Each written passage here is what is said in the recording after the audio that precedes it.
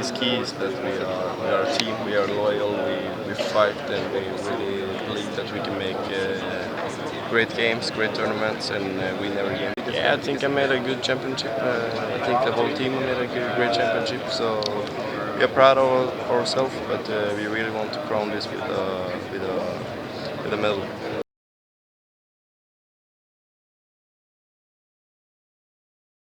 Handball is a game with on small differences, so it's not bad luck or good luck or everything. It's the game, and sometimes you lose, sometimes you win, and it's really disappointing that we can't last year.